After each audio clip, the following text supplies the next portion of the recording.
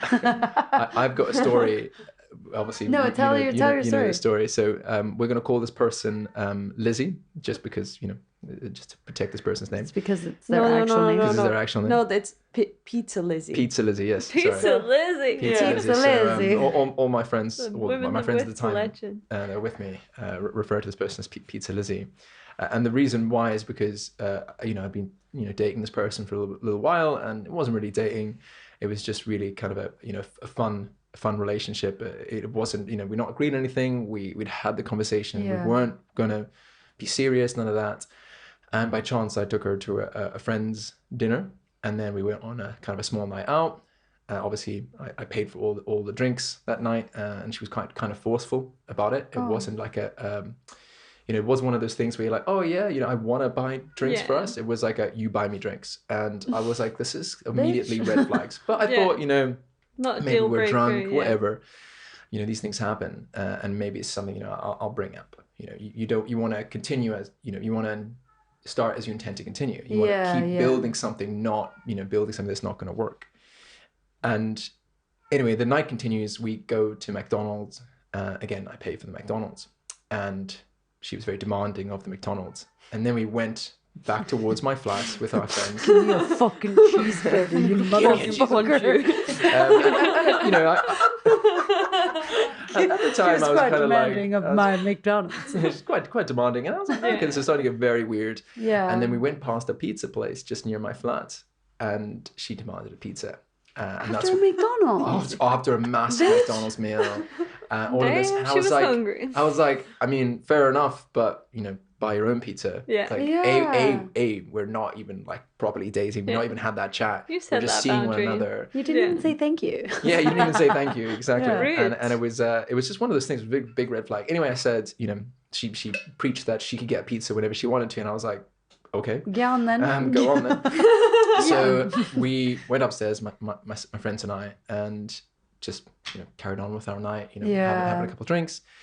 And then she appeared at the door, or rather rang the bell very angrily, came upstairs, grabbed a drink off the bar, poured herself a drink with this pizza that she'd obviously acquired somehow.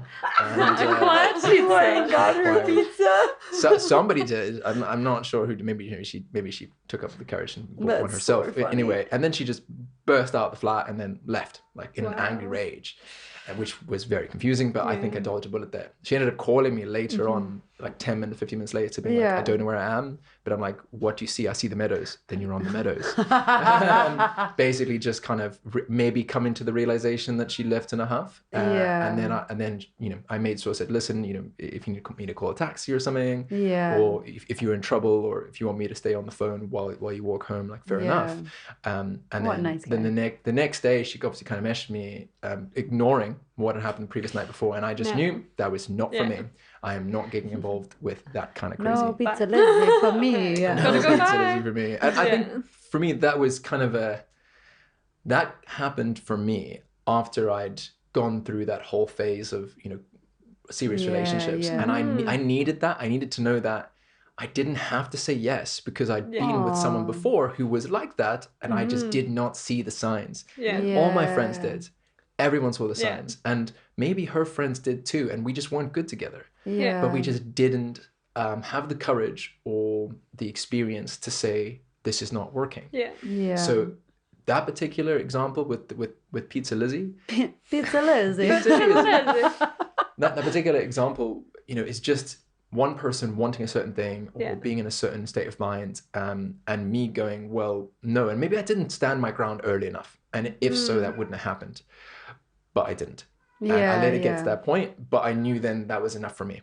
And I think a lot of people get to that point later on in life, and I've seen older people, family, friends, or cinema, who've got into that point, and they're like in their 40s or 50s or even 60s sometimes, and they're like, oh, we've been married like 25 years or 30 years. I'm like, but you look terrible. Right?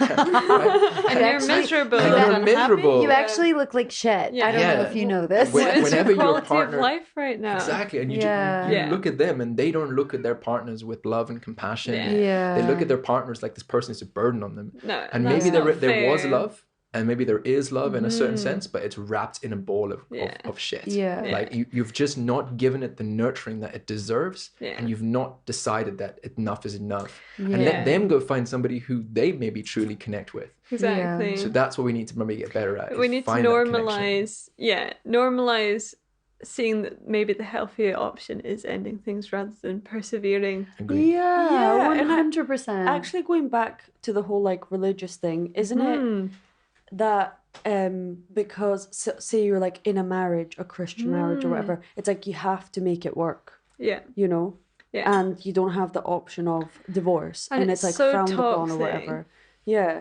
And also the thing that Selby just said just reminded me of in older relationships, I feel like it's almost fashionable to hate on your wife. Oh. Do you not feel like kind of